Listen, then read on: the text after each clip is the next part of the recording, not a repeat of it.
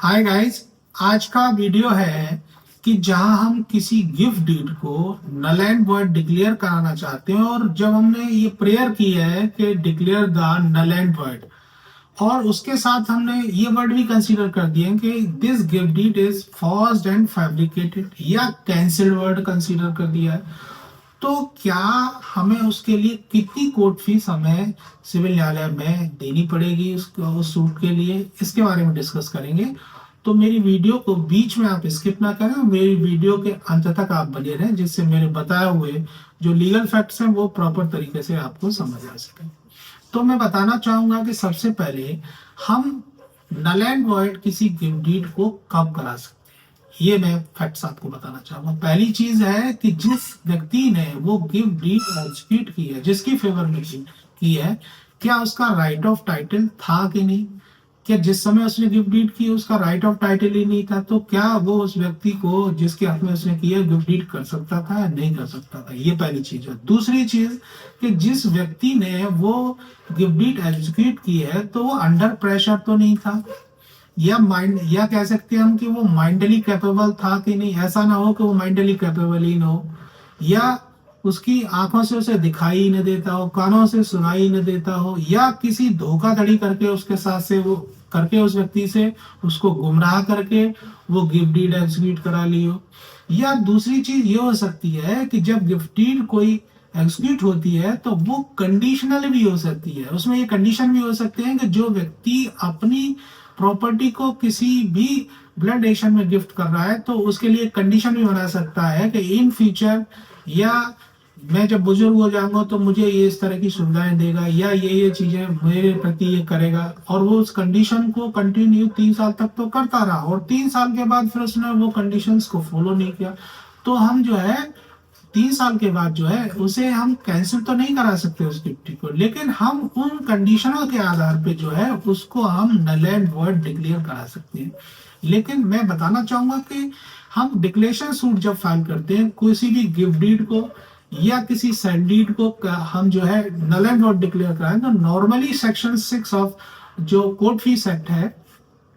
उसके अकॉर्डिंग जो है हम उसमें नॉर्मली 200 रुपए की फीस जो है पे करते हैं कोर्ट को। लेकिन जहां हमने ये प्रेयर में ये मेंशन किया है कि जो गिफ्ट डीड है उसे नल एंड वॉइड डिक्लेयर किया जाए, एंड जो गिफ्ट डीड है वो फॉर्ज्ड एंड फैब्रिकेटेड है या कैंसिल वर्ड का हमने उसमें यूज किया है, तो फिर क्या हम 200 रुपए की फीस पे करके उस मुकदमे को डिस्पोजल करा सकते हैं। तो इस पे इस तरह का अगर किसी व्यक्ति ने इस तरह के वर्ड अगर अपने सूट में फाइल किए हैं, किसी सूट में ये मेंशन किए हैं कि ये gift deed forge and fabricated है, या एंड में ये कर दिया कैंसिल वर्ड उसमें उलट दिया है गलती से, तो हम क्या है कि वहां ये इस तरह का ऑब्जेक्शन क्रिएट कर सकते हैं और उसको बाध्य कर सकते हैं उस प्लेंटिफ को कि वो प्रॉपर मार्केट वैल्यू के अकॉर्डिंग जो है उसमें कोर्ट फीस पे करे। अगर वो मार्केट वैल्यू के अकॉर्डिंग कोर्ट फीस पे नहीं करता है तो उसका इस ब्याह पर मुकदमा भी कैंसिल हो सकता है। तो इसी से संबंधित में एक लेटेस्ट साइटेशन है जो ऑनरेबल इलाहाबाद हाई कोर्ट ने अभी लेटेस्ट उसको डिसाइड किया है, जो 7 नवंबर 2024 को, और मुकदमे का नाम है कनाजिया फातिमा वर्सेस इमरान खान। और इस की जो साइटेशन की डिटेल है मैं वीडियो की डिस्क्रिप्शन में प्रॉपर तरीके से राइट डाउन कर दूंगा, आप वहां से भी देख सकते हैं। तो मैं बताना चाहूंगा कि हम declaration of gift deed, sorry, जो हम किसी गिफ्ट डीड को नल एंड वॉइड डिक्लेयर कराते हैं वो क्यों कराते हैं, क्योंकि 3 साल के बाद ही हम जो है कोई नल एंड वॉइड डिक्लेरेशन कराने की लिए बात होते हैं। अगर उससे पहले हमें कुछ ऐसा लगता है या कुछ ऐसी कंडीशंस होती हैं जो कंडीशंस को जो है जिसके हक में हमने गिफ्ट डीड किया उसने फॉलो नहीं किया है,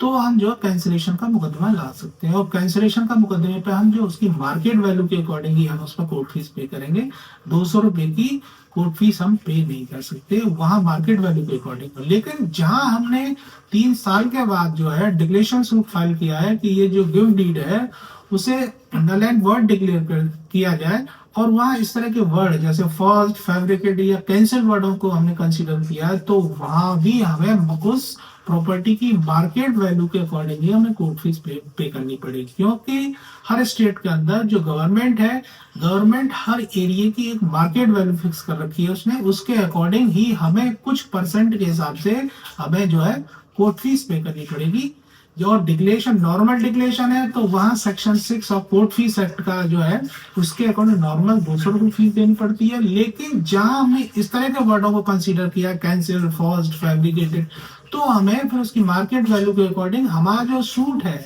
वो सेक्शन 7+1 के अकॉर्डिंग, कोर्ट फीस के अकॉर्डिंग जो है हमें फिर उसकी मार्केट वैल्यू के अकॉर्डिंग जो है हमें कोर्ट फीस पे करनी पड़ेगी। और मैंने जो साइटेशन दी है, इस साइटेशन को जब भी कभी आप किसी भी सूट में आप कोई ऑब्जेक्शन क्रिएट करते हैं या इस तरह की कम उसने अपनी वैल्यूएशन लगा के और उस मुकदमे को फाइल कर दिया इन फ्रंट को, तो आप इस तरह का ऑब्जेक्शन देते समय इस साइटेशन का यूज कर सकते हैं। और इस साइटेशन को मैं दोबारा से रिपीट कर देता हूं, ये 7 नवंबर 2014 को इलाहाबाद हाई कोर्ट ने डिसाइड किया है। मुकदमे का नाम है कनाजिया फातिमा वर्सेस इमरान खान, और इसकी प्रॉपर डिटेल जो मैं वीडियो के डिस्क्रिप्शन में राइट डाउन कर दूंगा, आप वहां से भी देख सकते हैं। अगर आपको मेरी वीडियो में बताए हुए एफर्ट्स अच्छे लगते हैं तो आप मेरी वीडियो को लाइक एंड शेयर करें, मेरे चैनल को सब्सक्राइब करें और वीडियो के बेल आइकन दबाना ना भूलें, जिससे नेक्स्ट आने वाली वीडियो से आप अछूते ना रहें। Thank you so much.